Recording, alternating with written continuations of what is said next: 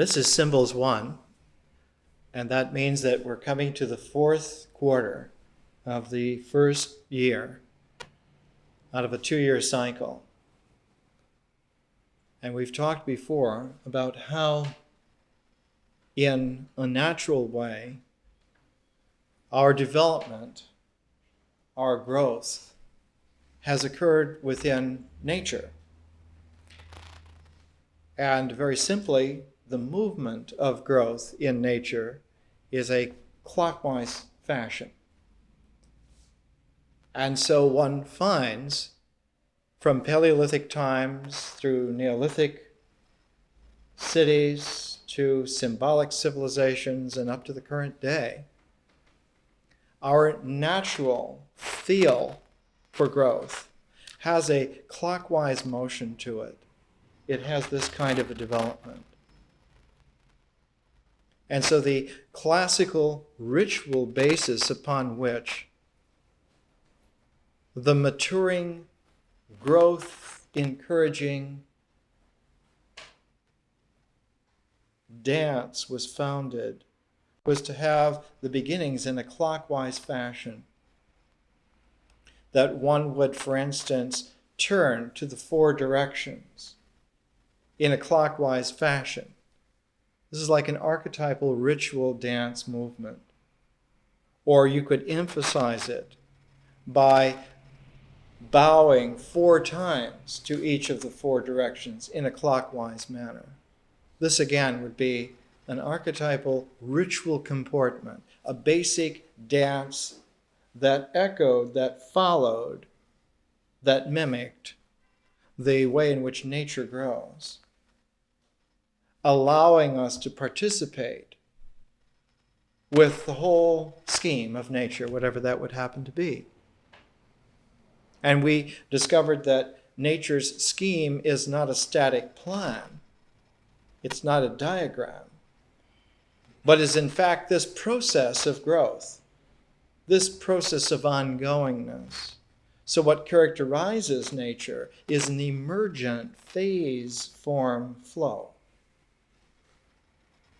In fact, the Greek word from which we get our term physics is not of a thing, but physis in Greek means emergent. In the Old Testament, in the very first book of the Old Testament, the very beginning of the Torah, the first word, bereshith, is a gerund. It doesn't mean in the beginning. It means while beginningness happens, while beginningness occurs, this is what God is doing. So there's an ongoingness, there's a phase of growth, a process of growth where the phase begins to develop itself, and its motion has a clockwise motion. And so our education is like the embryo. The embryo follows the pattern of evolution, the phases of growth, to mature itself to the point of birth. The embryo at one time is fish-like, showing our oceanic origins back 500 million years ago. So a good education, that means an education which is able to mature someone to their completeness, also has, initially at least, this quality, this clockwise motion. And so our first year are 4 phases of clockwise motion, 4 phases of growth that occur within a natural cycle, and that this natural cycle could be characterized by the term integration. That growth not only happens, it opens up, but it opens up with the purpose of coming together in its fullness. So that integration can be characterized in a certain way by the flower. The flower whose origins are there mysteriously in the seed, and the seed in its growth extends itself to a root structure, to a stem structure, to a leaf exfoliation, to a budding, to a flowering. And whether it's the rose of the west or it's the lotus of the east, the flower has always been the symbol of the way in which nature grows to its fullness. And one could understand a human being who is really mature has an inner rose or has an inner lotus that opens and blossoms and is. And that in these 4 phases of our education, in nature, in myth, in the way in which nature and myth are paired processes, nature and language, the mythic process of language. Nature and language are 2 processes, and they're paired with 2 objective processes, which formulate and become like stages, have an objectivity. And those 2 objective phases are ritual and symbol. That ritual registers in the body, and as we will see now, symbols register in the mind. The body is a factual objectivity of ritual comportment, and the mind is a factual objectivity of the mind's comportment. So the ritual action gives definition to the body. The body is not a thing. It's naive to think that one can just point and there's the body. The body's actual defining boundary is in its ritual action. And that activity, the acting out, the doing, while it seems that the doing is like an activity, a process, it is the doing which is objectively there. The objectivization of existence is in this activity of doing. And one has to be very circumspect not to confuse the objectivity of doing with the process of nature. That nature as a process is not objective, whereas ritual doing is objective. And again, language process is not objective, but symbolic objectivity, the mind, also occurs. But here, for the first time, we find a phenomena that doesn't happen anywhere else in the natural cycle. The mind has a capacity to come to focus, to come to rest. Nowhere else in the natural cycle, nowhere else in the universe, is there a capacity for coming to rest. And so the mind has an objectivity which is extraordinarily unique, which is a development, which is the apex of nature, of the natural cycle, the apex of growth. It's able to grow to the point of rest, to the point of fullness, of being opened completely.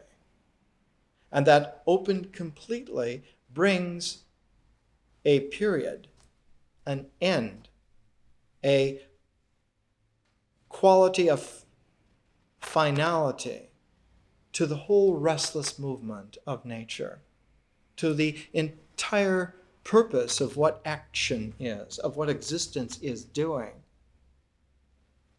to bring to a culmination all of the capacities of language to say, to be saying, to tell mythically, to tell the stories, to tell plots. All of that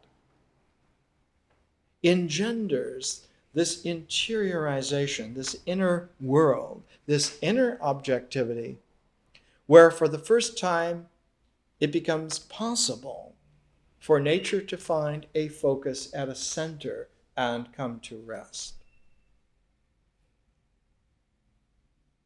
But just as it is very difficult to be sophisticated enough to understand that ritual doing is not a process like nature or language, but is an objectivization. It's an objective phase. The ritual doing, the action of existence, is objective and differs from the kind of change that characterizes nature, the kind of fluidity that characterizes language. That the doing of ritual must be paired with the change of nature or the flow of language, but paired in a connective way, not a parallel way. That ritual does not parallel nature, nor does ritual parallel language, but it connects with it. And rather than being a pair in a parallel way, ritual and nature are paired in a connective way. Ritual and myth are paired in a connective way. But nature and language are paired in a parallel way. The flow of language has a matrix of change that is remarkably similar to the matrix of change of nature, so that language and nature are protean oceans of mystery, are endless sets of processes that fractally increase their capacities to have a quality of ever larger integral implications.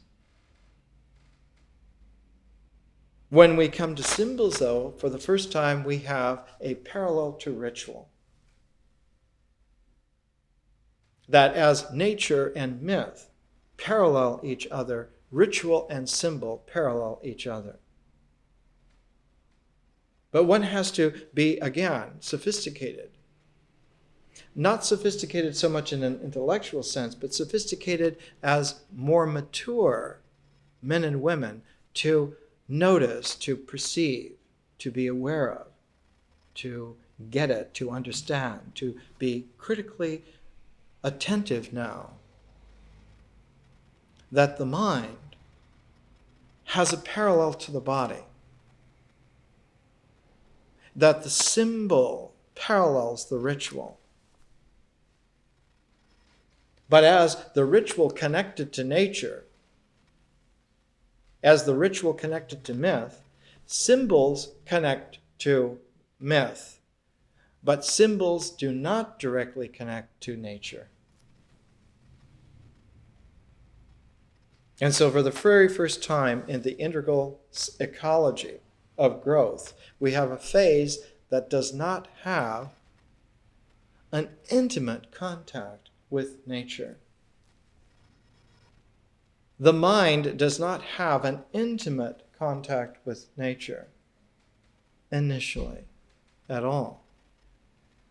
Its connection is with language. Its parallel is with the action of existence. But symbols, the mind, must stand on tiptoes to reach nature. Cannot do it in an ordinary way. And this means that the mind must have some kind of augmentation, an auxiliary dimension to its initial list of ingredients, to its initial list of capacities. The mind has to have something else in order to find its way to integrate with nature, and this is a very great problem. And one of the membranes of resistance, one of the walls that stop the maturation of the mind, is this lack of automatic contact with nature. Because the lack of an automatic contact with nature means that automatically undisciplined minds lose touch with nature. And they lose touch with nature in such a simple, subtle way as to not to know it. Minds can be abstracted from nature all by themselves, without anyone or anything intending it, with no demons, with no problems, with no bad guys whatsoever. If one could read the scale of the entire universe, there are no bad guys actually. The bad guys are projections of the mind seeking to find some rationalization for its non-optimal functioning. And that process of trying to fill in, of projecting, is the very core of neurotic behavior, of neurosis. Notice here that the neurosis of the mind has a parallel with neurotic ritual comportment, behavior. Neurosis and neurotic behavior are paralleled. They occur together. And both of them have a connection mutually to language, to the process of language that's in between them. But whereas ritual comportment, whereas neurotic behavior can check itself with its connectiveness to nature, neurosis itself cannot check itself with nature. It has neither a parallel nor a connection. It relies second-hand on the connectiveness of ritual or on the parallel of language to establish some kind of immediate relationality. And so it takes a very great maturity. It takes a maturity greater than nature.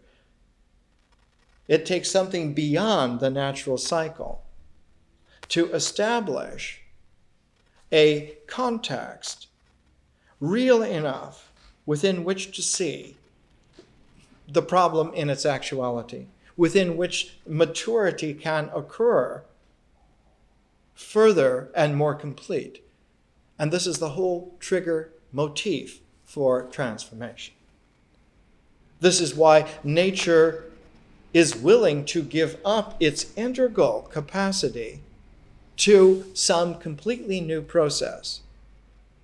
And that completely new process is called differentiation. And differentiation is the beginnings of consciousness, real consciousness. And differential consciousness in ancient times was always called magic. It was called magic because it wasn't understood.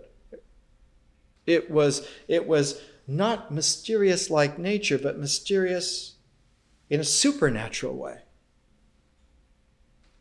We're using the term which came about the time of Chaucer because we're using English as a language of teaching, of understanding. And so we have to use the English language, and frankly, a very superior way. And the introduction of the term vision in place of magic occurred in Chaucer's day, about 600 years ago. Because it was only in Chaucer's day, in the 14th century, that the English language matured enough, and individual men and women who were using the English language matured enough, transformationally, transcendentally, to understand that what was occurring in them was a vision of differential capacities, and that the supernatural had some kind of very interesting parallel to the way in which nature as a process worked. And so the most ancient realization of how this worked came back into play into the England of Chaucer's day, into the 14th century. And because 14th century England had intimate ties with the continent, 14th century England is very intimate with many parts of France, with many parts of what later became the Dutch Republic, the Netherlands. even some parts of Germany, and certainly some parts of Italy. Wherever one finds those resonances, parts of northern Italy, parts of western France, parts of the Netherlands, parts of northern Germany, the Midlands of England and London, wherever one finds that kind of orbit in the 14th century, one finds the development of a mystical genius of vision.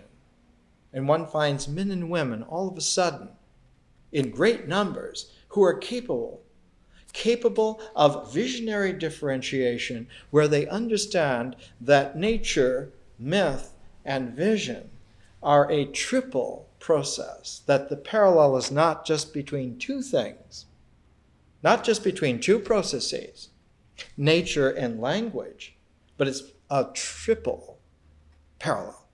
Nature, language, and magic. Nature, myth, and vision. And so the rediscovery in the 14th century, in this English language realization, was the origins of the phrase that true wisdom is thrice greatest. That deep wisdom is that of Hermes Trismegistus. That one has to go beyond the natural geometry of pairs and pairs of pairs making a square. One has to go beyond the circle and the square. One has to go to a higher dimension. And on the higher dimension, where the circle becomes a sphere, where the square becomes a cube, one finds a greater power. Instead of there just being 2 or 2 squared, there is now 2 cubed. And that while 2 is 2 and 2 squared is 4, 2 cubed is 8. So one finds for the very first time that the scale moves off the quaternary in terms of fullness, that it's in terms of 4, and it suddenly becomes in terms of 8. Instead of a square, one has a cube. That it's not just a pair of pairs, but it's now a triple pair. And a triple pair very often translates into a hexagram, a hexagon, a 6 quality. And so the appearance of 6s and 8s is a signal of a transformational beginning of consciousness, of a tripling of the parallels, so that nature not only has a parallel in language, but it has a further parallel in a kind of a vision. So vision and language, vision and myth and nature are triple parallel. And because it was so new once upon a time, not in the 14th century, but when it was first discovered about 5,000 years ago, the first indications of it in a human capacity are the development of a written language. Because a written, symbolic language cannot be used by the mind qua mind. It can be only used by a supernatural visionary quality. It's simple to understand like this. The symbolic mind is objective, that's for sure, but it cannot use itself as a tool. Think of it this way. The symbolic conscious mind is like a pen, but there has to be someone who picks up the pen and uses it. And that person who picks up the pen of the symbolic mind and writes language down rather than speaking it, who writes language down rather than thinking it, the one who speaks the language is a mythic quality to ourselves. The one who thinks it is a symbolic quality to ourselves, but the one who writes it is a magic quality to ourselves. Different from the other two. The writer of a language is a differential consciousness that occurs supranaturally. A written language right away cues us to the development of a differential consciousness, a whole new dimension, a whole new ecology has begun. Instead of the clockwise motion, one now has a counterclockwise motion. And just as the clockwise motion had 4 parts, had a quaternary, the counterclockwise motion, because it develops on the template of integration, because it takes its substrate from nature. It also has a 4-part ecology, but it goes back through in a reverse order, in a counterclockwise order. And so one finds in the beginnings of conscious dancing that conscious dancing not only has 4 movements in a clockwise fashion, but has a turn, has a pivot, and then has 4 motions back through the counterclockwise. And one, for the very first time, finds when this kind of dancing structure occurs, when it first occurs, and we can identify it very accurately, the first place in the entire world where this occurs is in the city of Athens, and it occurs roughly in the late 6th century BC, the beginning of the 5th century BC. Because for the very first time, you have at least 3 individuals who are able to utilize the beginnings of consciousness in such a way as to take up the pen of the symbolic mind and write out a form for it that registers in the ritual comportment, having an 8-fold quality. Having this clockwise motion which turns and goes counterclockwise back. The 3 individuals are Pythagoras, Pindar, and Aeschylus. Pythagoras makes philosophy, Pindar makes lyric poetry, and Aeschylus makes Greek tragedy. So the development of Greek tragedy, of lyric poetry, and of philosophy, all 3 occur at the same time.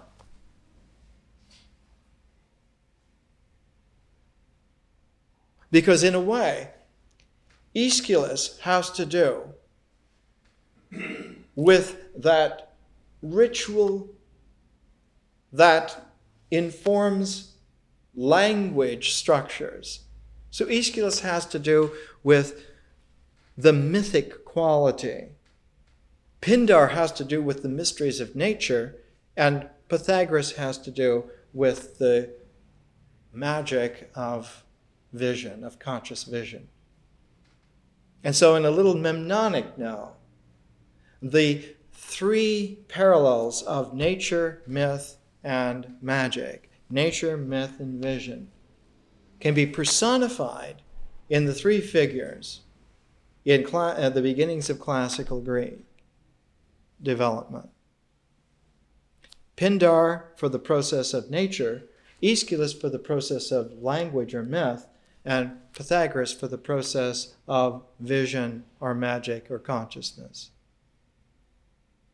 And so lyric poetry has an intimate origin with the mysteries of nature. Greek tragedy or drama, dramatic action, has an intimate connection with the process of language itself, with myth. And philosophy, mysticism, has an intimate connection with vision, with transformational differential consciousness. And all 3 of these occur at the same time. They're all contemporaries of each other. They all occur in the very same kind of mix. Now, there are similar origins, and we've talked about it a little bit. But what we need to understand here at the very beginning of symbols is that we're dealing now with something that is a startling development. As soon as symbols come into play, Symbols cue nature into a maturity which is complete but not perfect. Or if it's perfect, it's not complete.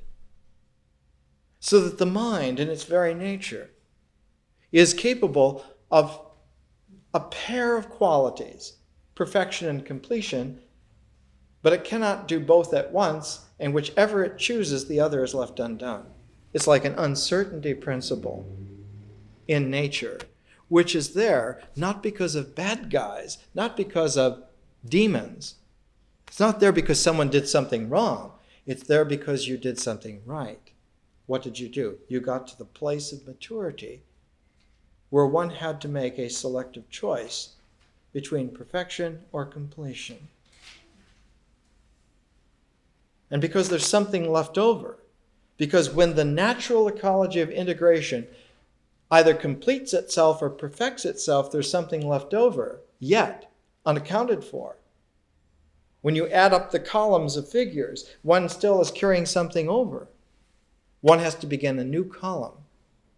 And that new column is differential consciousness. It's the beginning of transcendental awareness.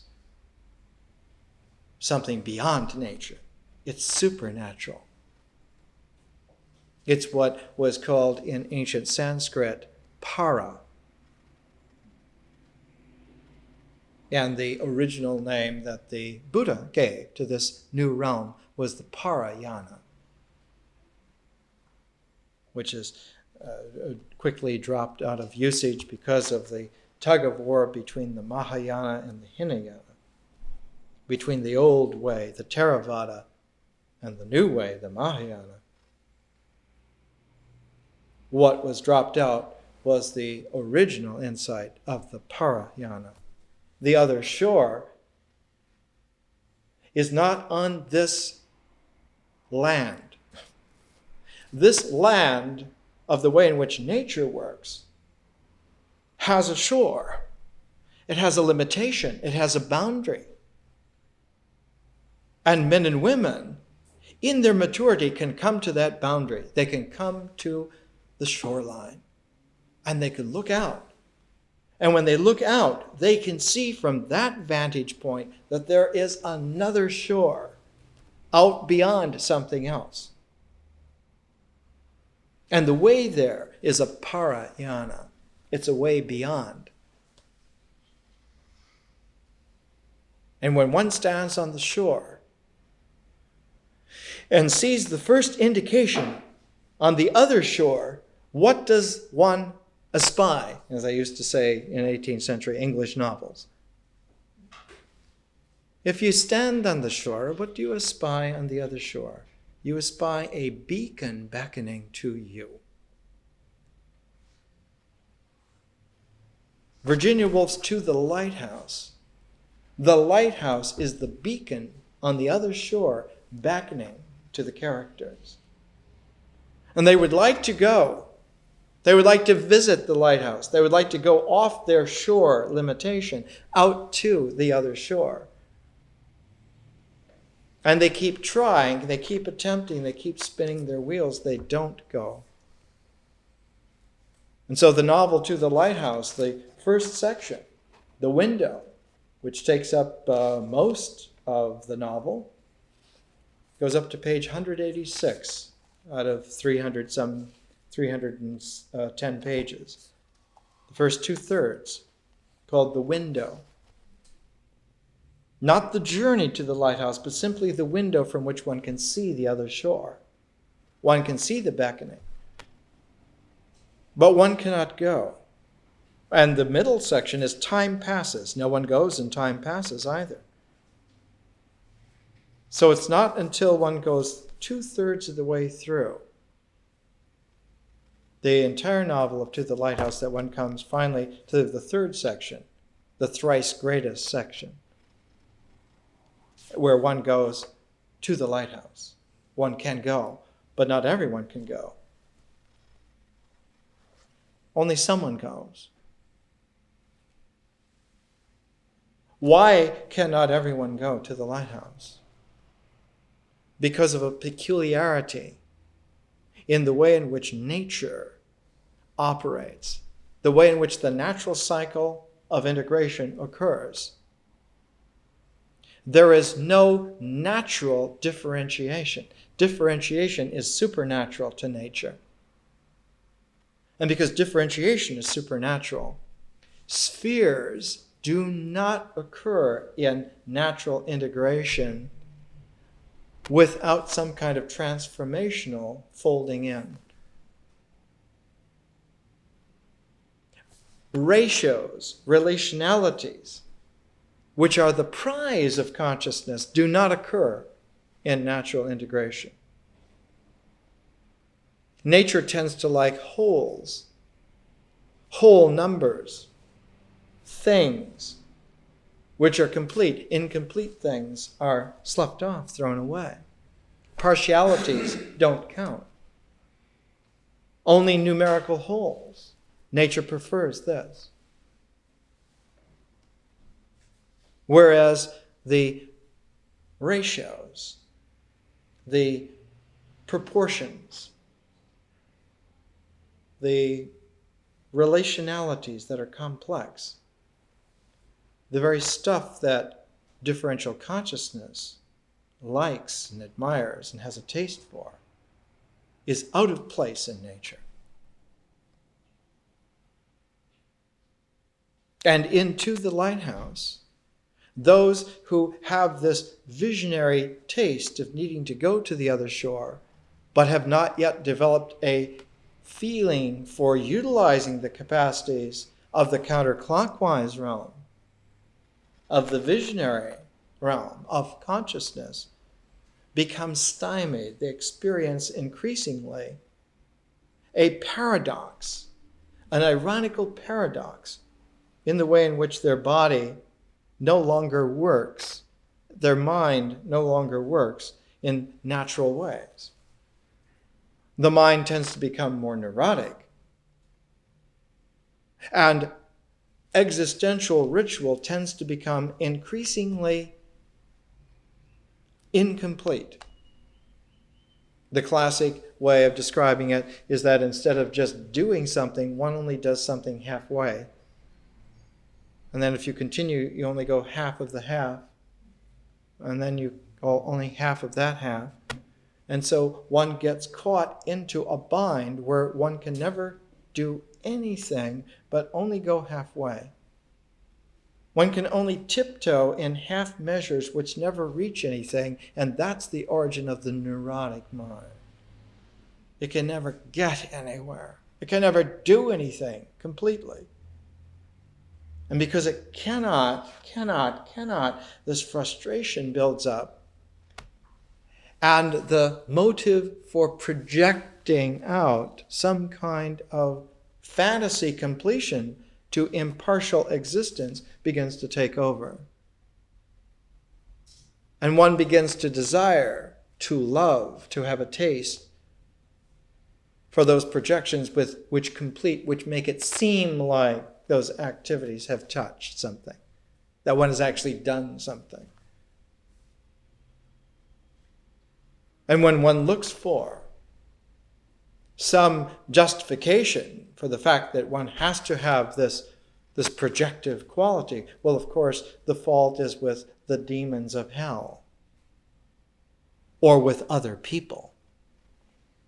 These are the figures that are keeping us from doing anything. Our lives are ineffectual because of them. They get in the way. Their actions get in our way of our actions. They're to blame. And so the demonic otherness becomes perfect scapegoat of the neurotic mind, because it's a concomitant of its own activity. And it's true that from very competent yogic ocean of transcendental consciousness, it's a tempest in a teapot, even less. It's like a little Brownian swirl in a couple of molecules, somewhere in the midst of a very perfect jewel-like universe. The neurotic mind cannot let go of the fact that there's this kind of a stigmatism in these molecules. And all of its powers of projection, which increase because one needs to use this all the time just to get through the day, become fixated on those goddamn few molecules, and one gets absorbed into that sand trap as if that were the entire universe. And like a very poor golfer who has an ego, you know that the next stroke you're going to get out of the sand trap. You're going to make a hole in one, and you're there forever. Stuck. From this vantage point, one can say that the mind now becomes a tumor of attention. Let's take a break.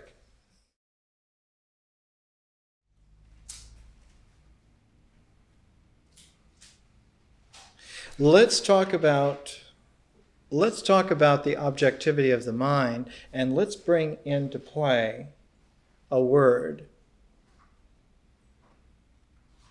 On page 16 of our course outline of I'm talking about symbols and how symbols have some relationship to human personality. The sentence reads, "The shape of the human personality is therefore not a form but a presence." The shape of the human personality is not a form but a presence.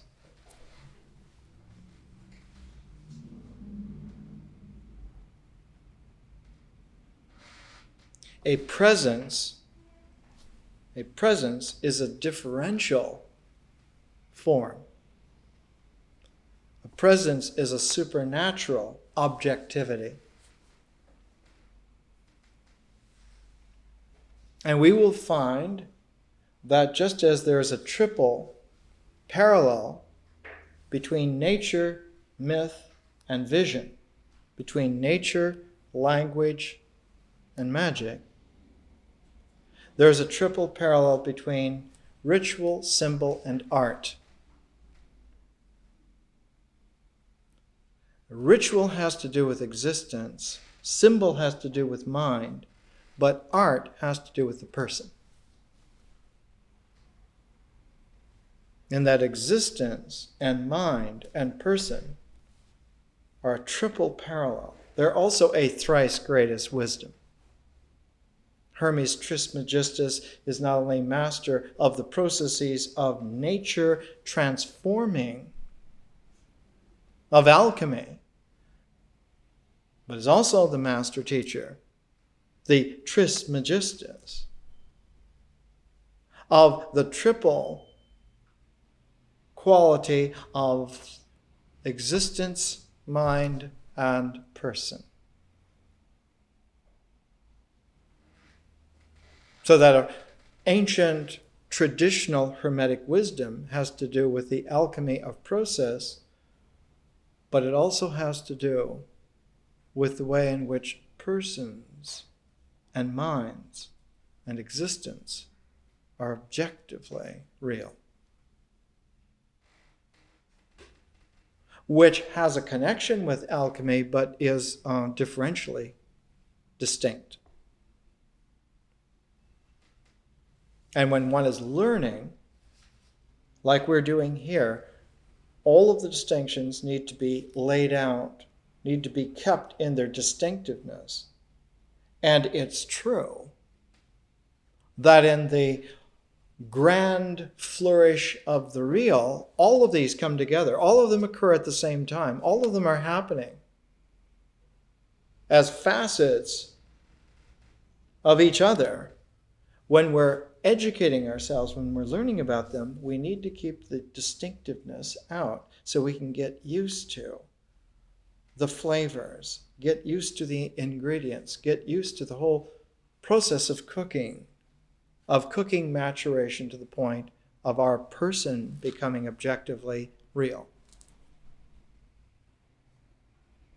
And one of the most startling of all realizations is that the person does not occur in nature. The person is a supernatural form. Nowhere in the integration process does the person occur, and this is even more astounding. One of the great mythologies, especially of the 20th century, is that one integrates personality. And this not only is not the case, it's structurally not possible.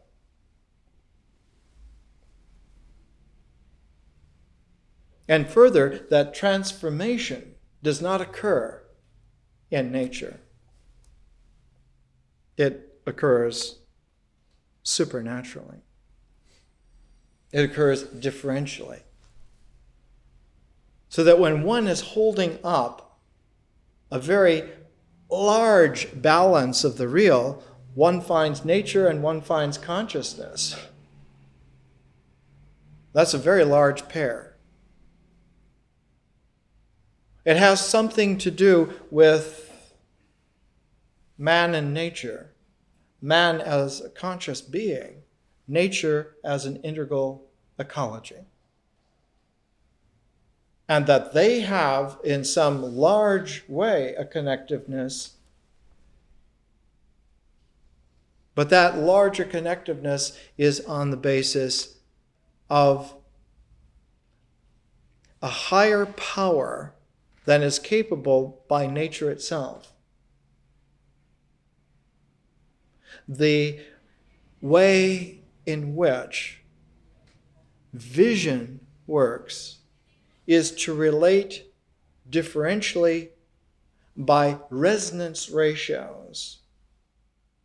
But as that matures, what takes precedence, what becomes an indexing of resonances and their ratios, is consonance, harmony. All of the notes in a musical scale are kept expressively able to form because of a harmonic. And it's true that in some highfalutin ways, someone like a Arnold Schoenberg can write a book on style and idea and show that distances can be brought into play so that instead of a harmonic, one has a kind of a deconstructive quality in a 12-tone scale. And that has its own kind of harmonic. The basic realization was made 2,500 years ago by Pythagoras, that harmony is a consonance of spheres. And that is so powerful that it indexes all of nature, even takes nature into its transformative, magical, supernatural realms, and holds all of that together in one scale.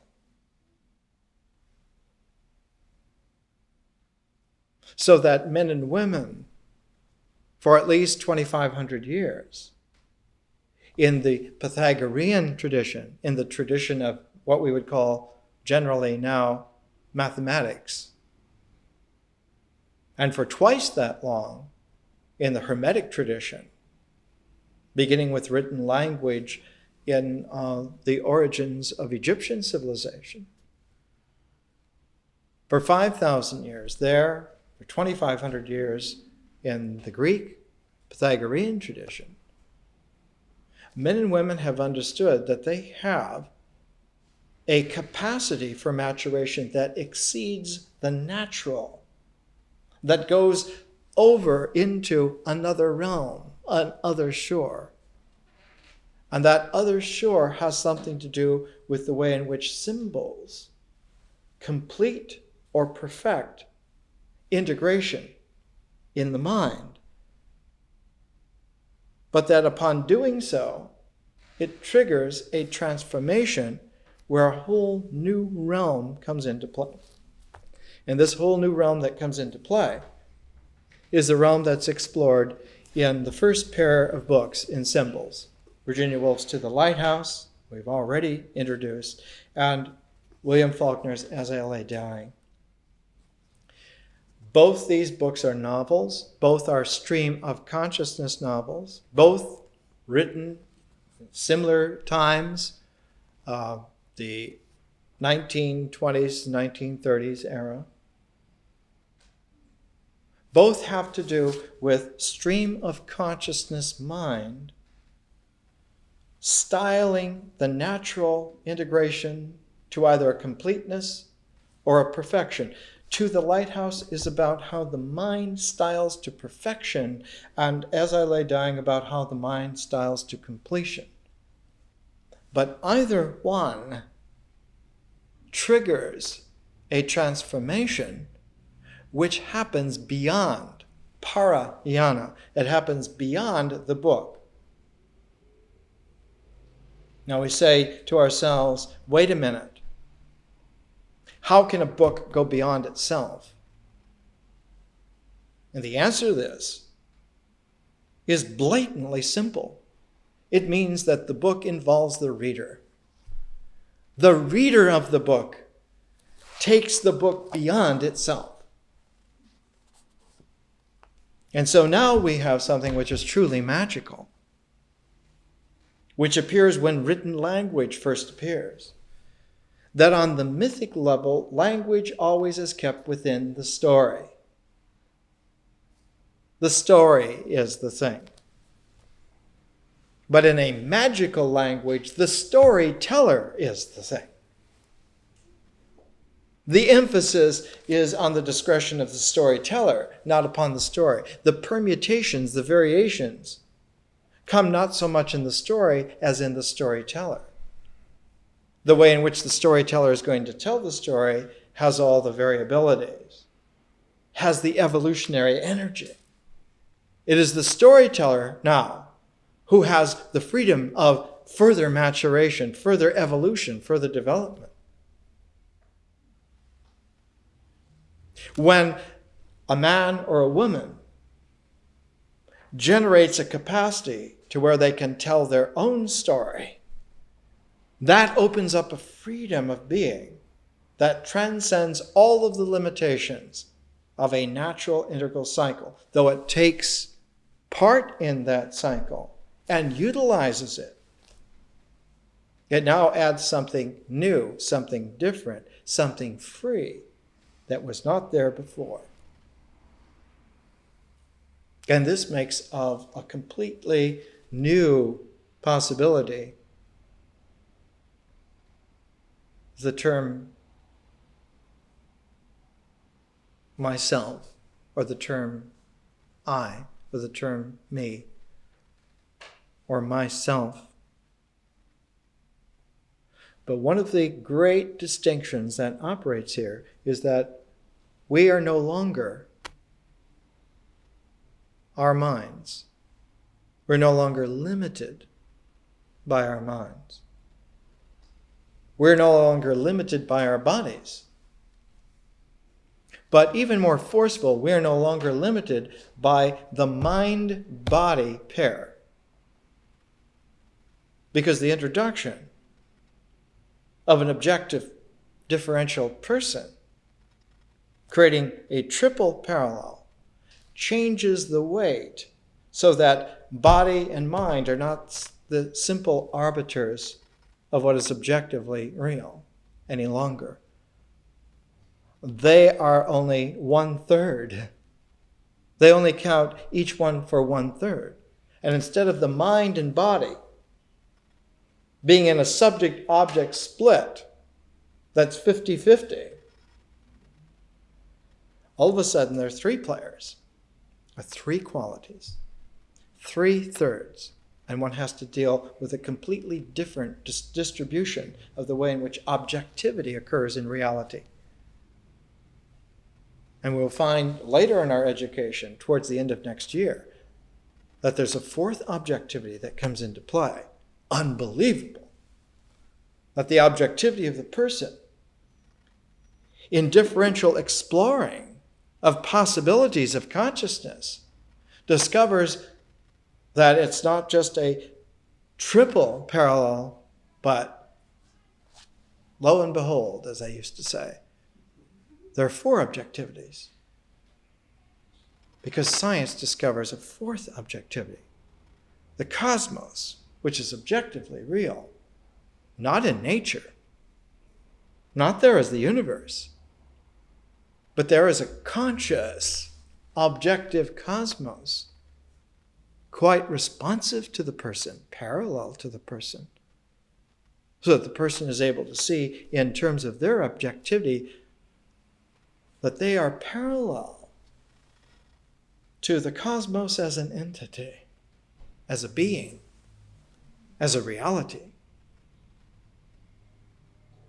Not only does the body's hair stand on end and the mind's vibrations stand on end, but the person's great exclamatory marks stand on end as a discovery worthy of the birth of a divine real.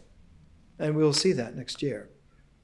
But now we're at that peculiar watershed. We're at the beginning of symbols where we're beginning to open ourselves up to the way in which a mythic language interiorizes a symbolic realm that will elicit the need for a magical language.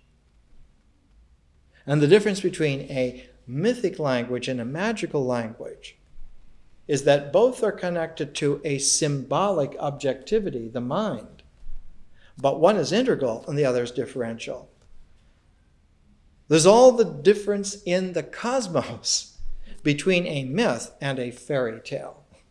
A fairy tale is a magic language form, and a myth is a mythic language form. And we'll see that there is an extraordinary difference between them. But in order to make our way to understanding this, to appreciating this, even before understanding, just appreciating this, we need to make our way by using our 3-stage steps of taking 3 steps with 3 pairs of books and then allowing the 4th step to occur with a clinching interval. The first pair of books, As I Lay Dying by William Faulkner and To the Lighthouse by Virginia Woolf. The second pair of books will be Philosophy in a New Key by Suzanne Langer and the illustrations to the Book of Job by William Blake. And the third pair will be A Vision by W.B. Yeats and The Phaedrus by Plato. And by aligning these 3 pairs together, using the same process that was effective for us in nature, in ritual, in myth, and will yet be effective in symbols, these 3 pairs of books will prepare us for the 4th interval book, which is The Cloud of Unknowing, which is a 14th century English Upanishad, which is written at the same time as the development of the age of Chaucer, the age when English language became aware again, just like in ancient times 5,000 years ago, just like in classical times 2,000 years ago. But instead of being in ancient Egyptian hieroglyphic or in classical Greek, now it was in Chaucerian English. The realization that the magic language is actually a process of vision, of differential consciousness, opening out in a parayana, in a completely new realm. And so the Cloud of Unknowing, as we will see, is one of the world's greatest productions. It's a production in the English language original of a realization that was never presented before in that language. The Cloud of Unknowing is an introduction for the first time in the English language to the transcendental wisdom of the ages, but a maturation that happened there in that language. While it parallels the classical Greek or the ancient Egyptian hieroglyphic, it discovered its parallels after the fact. And we'll see that The Cloud of Unknowing indeed is one of the most miraculous productions in world history. But to get there, to get to that interval, which is a transformational node into differentiation, which is the seed of consciousness itself, we need to go in 3 stages, 3 steps. The first step is to spend a month with Faulkner and Woolf, with a man who is capable of writing integration to the point of a completion, and a woman who is able to write integrally to the point of perfection. And this is remarkable. This is extraordinarily remarkable, because it's usually the man who is seeking perfection and the woman who is seeking completion. So here we have a crisscross. We have a strategic crisscross. We have a woman whose natural sensibilities would be to complete something, bringing perfection to happen. And here is a man whose natural propensities is to seek for perfection, bringing completion to its occurrence. So these 2 books are chosen with delicate and considered care to try to bring us this most miraculous focus, to introduce symbols in a way which, if we follow this strategic development, will bring us knowingly to a point about 3 months from now, when we come to the interval where the cloud of unknowing stands by itself. It will culminate the whole first year of education and trigger the realization that we need a second year to develop, to harvest what we have planted, what we have grown.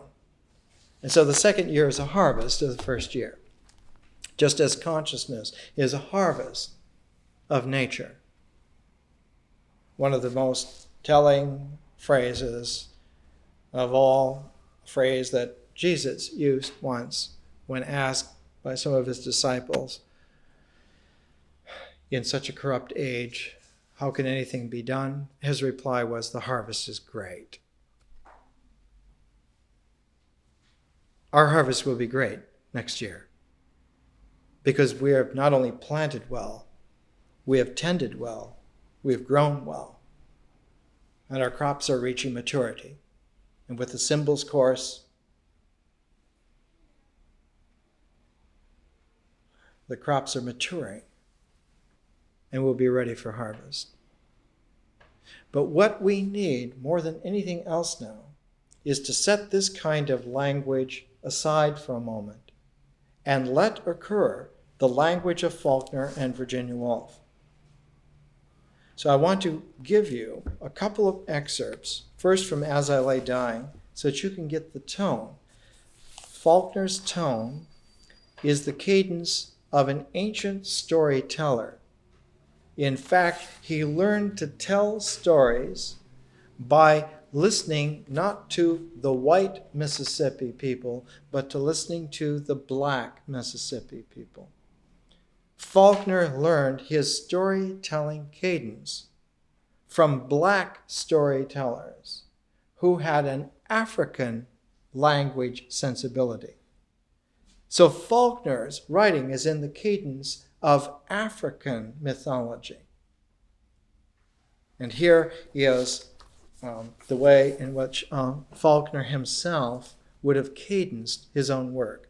There's a Keidman recording of Faulkner reading, and you can hear it for yourself. I'll try my best to deliver it, so you can have the experience now of the way in which As I Lay Dying symbolically discloses a mind preoccupied with completion, unknowing of perfection.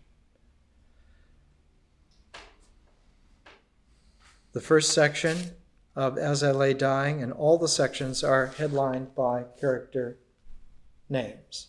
There's no narration in the novel. It's just one character after another, some of them reoccurring many times, some of them occurring only once. And so all we hear are the mental voices of the characters. There is no narration in the book at all.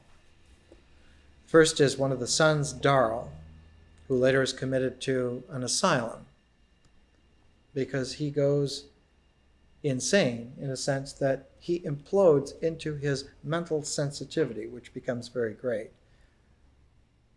because he lives in a poor white trash environment that is so fraught with knots of misunderstanding and incommunication that it becomes interiorized exclusively, unable to continue with an external world. Here's how As I Lie Dying begins. Jewel and I come up from the field, following the path in single file. Although I am 15 feet ahead of him, anyone watching us from the cotton house can see Jewel's frayed and broken straw hat, a full head above my own. The path runs straight as a plumb line, worn smooth by feet, baked brick hard by July, between the green rows of laid-by cotton to the cotton house in the center of the field, where it turns and circles the cotton house at 4 soft right angles and goes on across the field again, worn so by feet and fading precision. The cotton house is of rough logs, from between which the chinking has long fallen, square, with a broken roof set at a single pitch, leans and empty and shimmering, dilapidation in the sunlight, a single broad window and 2 opposite walls giving on to the approaches of the path. When we reach it, I turn, follow the path which circles the house. Jewel, 15 feet behind me, looking straight ahead, steps in a single stride through the window. Still staring straight ahead, his pale eyes like wood set into his wooden face. He crosses the floor in 4 strides with the rigid gravity of a cigar store Indian, dressed in patched overalls and endued with life from the hips down, and steps in a single stride through the opposite window and onto the path again just as I come around the corner, in single file, 5 feet apart, and Jewel now in front. We go on up the path towards the foot of the bluff.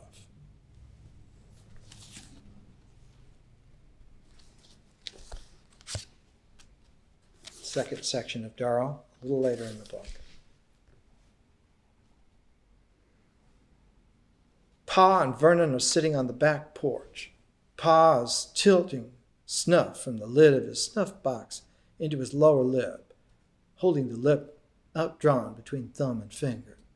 They look around as I cross the porch and dip the gourd into the water bucket and drink. "Where's Jewel?" Pa says. "When I was a boy, I first learned how much better water tastes when it's set a while in a cedar bucket. Warmish cool with a faint taste like a hot July wind and cedar tree smells. It has to set at least 6 hours and be drunk from a gourd. Water should never be drunk from metal. And at night it is better still.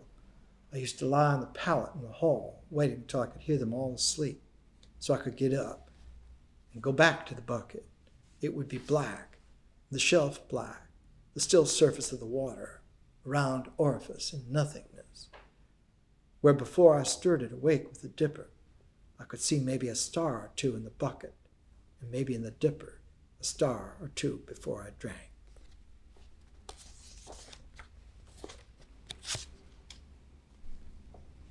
There's a section called Tull, who's a friend of the family coming for the funeral. Ance is the father who has lost his wife, Addie Bundren, father of all these children. Ance keeps on rubbing his knees. His overalls are faded. On one knee a serge patch cut out of a pair of Sunday pants worn iron slick. "No man mislikes it more than me," he says. "A fellow's got to guess ahead now and then," I say. "But come long and short, it won't be no harm done neither way. She'll want to get started right off," he says. "It's far enough to Jefferson at best." "But the roads is good now," I say. "It's fixing to rain tonight, too. His folks buries in New Hope, too, not 3 miles away.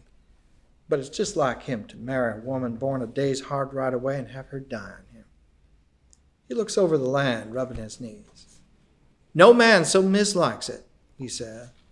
They'll get back in plenty of time, I say. I wouldn't worry none. It means $3, he said. Might be it won't be no need for them to rush back nowadays, I say. I hope it. She's a-going, he says. Her mind is set on it. It's a hard life on women for a fact. Some women. I mind my mammy lived to be 70 and more.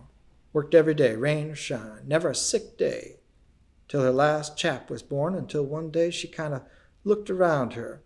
And then she went and taken that lace-trimmed nightgown she'd had 45 years and never worn out of the breast.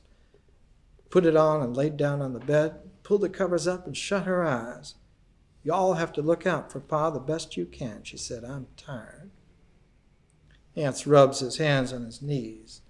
The Lord giveth, he says. We can hear Cash a-hammering and a sawing beyond the corner. It's true, never a truer breath was ever breathed. Lord giveth, I say. That boy comes up the hill. He's carrying fish.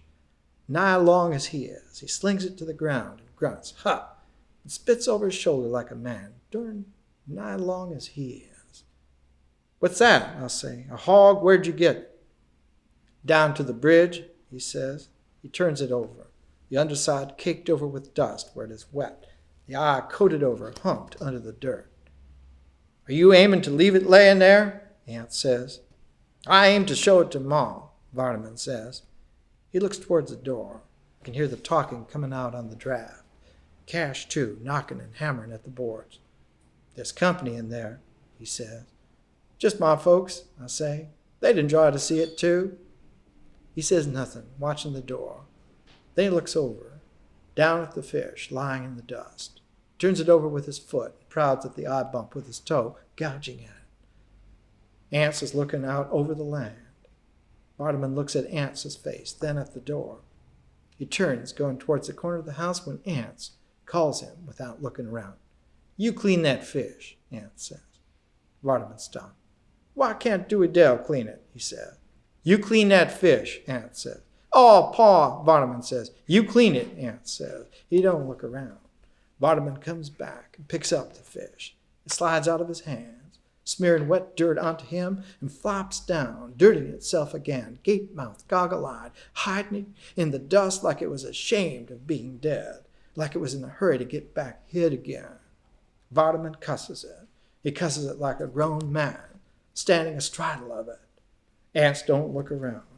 Vardaman picks it up again. He goes on around the house, towed it in both arms like an armful of wood, it overlapping him on both ends, head and tail, darn nigh big as he is. Ance's wrists dangle out of his sleeves. I never see him with a shirt on that looked like it was his in all my life. They all look like Jewel might have given him one of his old ones. Not Jewel, though. He's long-armed, even if he is spindling, except for the lack of sweat. You could tell there ain't been nobody else's but Ance's that way without no mistake. His eyes look like pieces of burnt-out cinder fixed in his face, looking out over the land. When the shadow touches the steps, he says, it's 5 o'clock.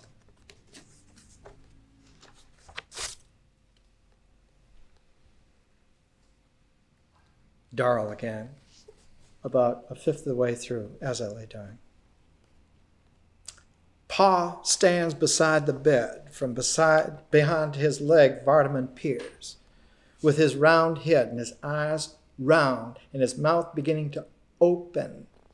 She looks at Pa. All her failing life appears to drain into her eyes, urgent, immediate. It's Jewel she wants, Dewey Dale says. Why, Eddie, Pa says, him and Darrell went to make one more load. They thought there was time, that you would wait for them, and that $3 and all. He stoops, laying his hand on hers. For a while yet she looks at him without reproach, without anything at all, as if her eyes alone are listening to the irrevocable cessation of his voice. Then she raises herself, who has not moved in 10 days. Dewey Dale leans down, trying to press her back. Ma, she says, Ma, She's looking out the window at Cash, stooping steadily at the board in the failing light, laboring on towards darkness, and into it as though the stroking of the saw illumined its own motion, board and saw engendered. "You, Cash!" she shouts, her voice harsh, strong, and unimpaired. "You, Cash!" He looks up at the gaunt face framed in the window in the twilight. It's a composite picture of all time since he was a child. He drops the saw and lifts the board for her to see, watching the window in which the face is not moved. He drags the second plank into position and slants the two of them into their final juxtaposition, gently gesturing toward the ones yet on the ground, shaping with his empty hand in pantomime the finished box. For a while she looks down at him from the composite picture, neither with censure nor approbation. Then the face disappears. She lies back, turns her head without so much as glancing at Paul. She looks at Vardaman, her eyes, the life in them rushing suddenly upon them. The two flames glare up for a steady instant. Then they go out, as though someone had leaned down and blown on them. "Ma," Dewey Dell says. "Ma!" Leaning above the bed, her hands lifted a little, the fan still moving like it has for 10 days, she begins to keen. Her voice is strong, young, tremulous, and clear, rapt with its own timbre and volume, the fan still moving steadily up and down, whispering the useless air. Then she flings herself across Addie Bundren's knees, clutching her, shaking her with the furious strength of the young, before sprawling suddenly across the handful of rotten bones that Addie Bundren left, jarring the whole bed into a chattering semblance of mattress shucks, her arms outflung and the fan in one hand still beating with expiring breath into the quilt. You don't get the Nobel Prize for Literature for nothing. As I lay dying, has a circle of characters, a circle of figures. And each one speaks from their mind, but not in a sequence. If they were in the sequence, it would still be mythical. The sequence now is seemingly hodgepodge because it's symbolic. A mythic sequence always follows the order of the story, but a symbolic sequence interrupts the mythic sequence in order to give a juxtaposition. And the juxtaposition, the new juxtaposition, gives an accentuation to the completion of the form. The symbolic form seeks to complete itself so that all of the implications are collected together in the one thing, in the one form. A myth, in its sequence, leaves out almost all of the implications and settles for the completion of the story, whereas a symbolic pattern is never at rest until it brings all the implications together. And so it cuts the mythic sequence. It cuts the chronological natural flow into a different form, into a different shape.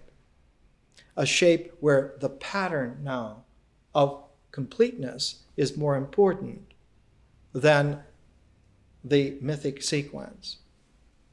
Now, when we come to The Lighthouse, Virginia Woolf, we have again a symbolic pattern, but this time the symbolic pattern is searching for perfection, searching for the exploration of the form to find that one missing piece that will complete it perfectly. So there's a sense where perfection is a different quality from completion. Perfection is like the search for the exact center, completion for the making of the complete circle. Not the circle of sequential cycling, but the circle of the completed pattern.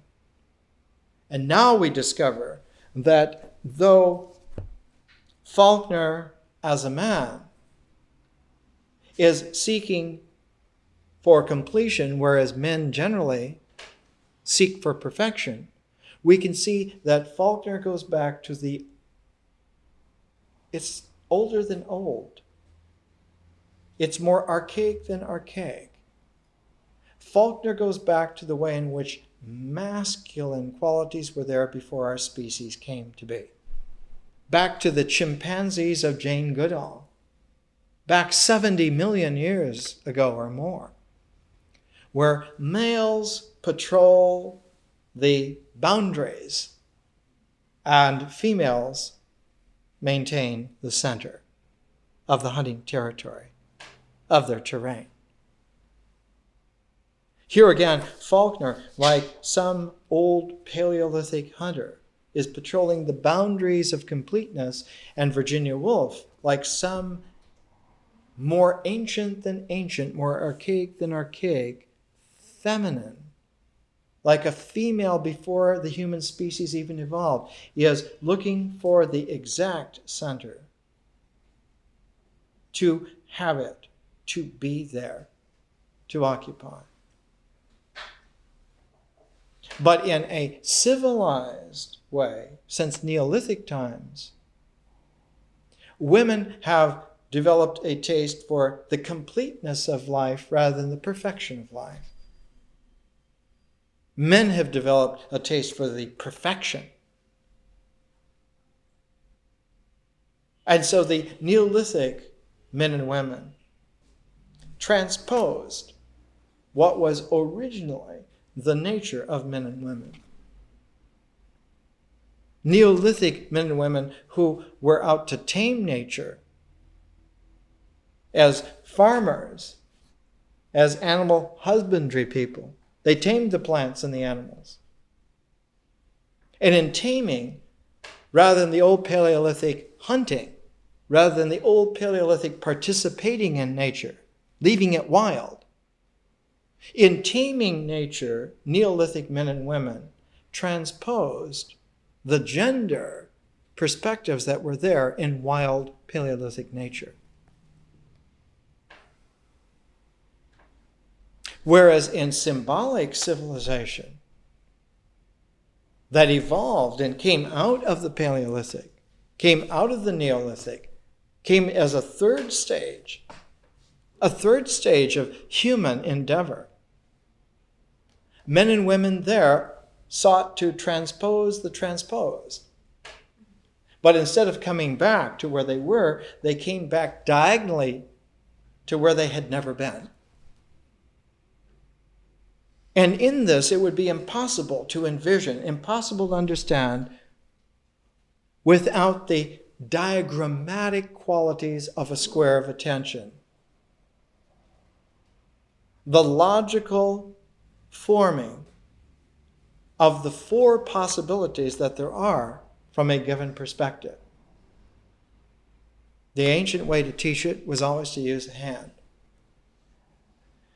There's always the front, and there's a back or a reverse to the front. But one can not only have the front and its reverse, one can have an upside down and the reverse of the upside down. There's a front and a reverse, but the reverse of the upside down is the obverse. Civilized men and women, when they reversed the reverse, instead of going back to the way it was in nature back in Paleolithic times, went to the obverse. And so symbolic civilization has developed an obverse to the natural.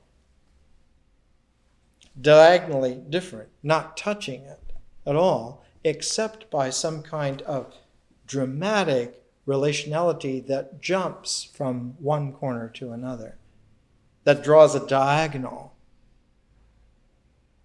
Straight lines do not occur in nature, and more impossibly, diagonal straight lines do not occur in nature.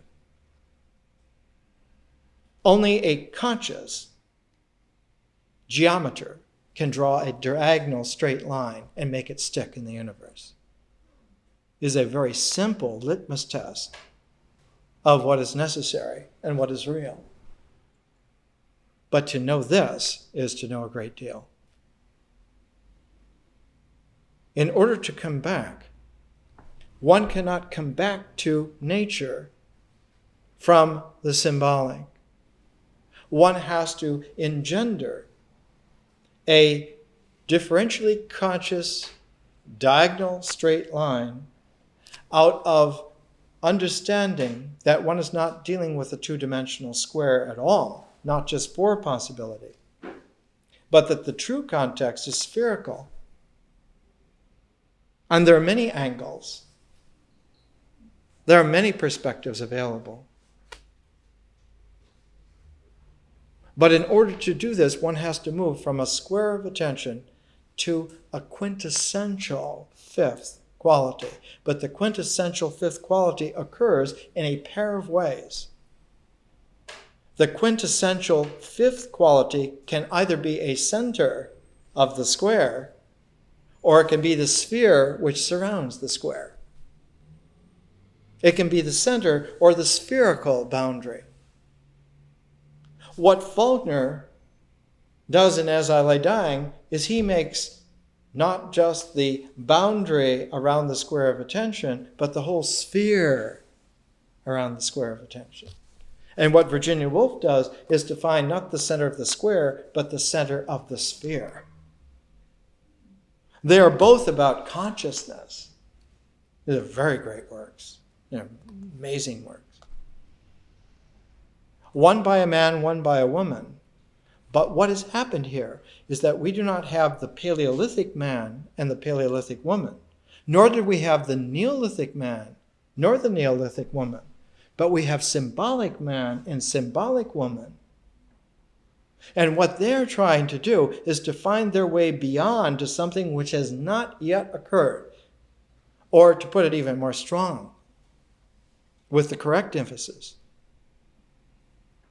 an occurrence which is not yet possible.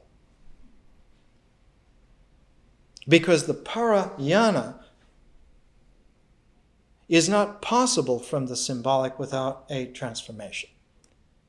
But it's not even conceivable from the Neolithic. And it's completely unavailable to the Paleolithic.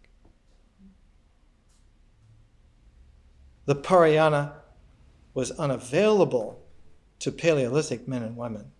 It was inconceivable to Neolithic men and women. But to symbolic men and women, it was like a tantalizing otherness that was unknown. And yet every impetus was to go there, to find that, to be there, to be that. What was it? And that's the great motive that powers the two novels, To the Lighthouse and As I Lay Dying, and it's the concern of our education now. Let me just give one instance here from To the Lighthouse, and then we'll begin next week with Virginia Woolf and bring her forth, and then top it off with a little more As I Lay Dying. From To the Lighthouse. Lily Briscoe, page 29 and 30. Indeed, he almost knocked her easel over, coming down upon her with his hands waving, shouting out, "Boldly we rode, and well." But mercifully he turned sharp and rode off. To die gloriously, she supposed, upon the heights of Balaclava. Never was anybody at once so ridiculous and so alarming. But so long as he kept like that, waving, shouting, she was safe. He would not stand still and look at her picture. And that was what Lily Briscoe could not have endured. Even while she looked at the mass, at the line, at the color, at Mrs. Ramsay, sitting in the window with James, she kept a feeler on her surroundings, lest someone should creep up and suddenly she should find her picture looked at. But now, with all her senses quickened as they were, looking straining till the color of the wall and the Jacmana beyond burnt into her eyes. She was aware of someone coming out of the house, coming towards her, but somehow divined from the footfall William Banks, so that though her brush quivered, she did not, as she would have done had it been Mr. Tansley, Paul Rayleigh, Minta Doyle, or practically anybody else, turn her canvas upon the grass, but let it stand. William Banks stood beside her. More next week.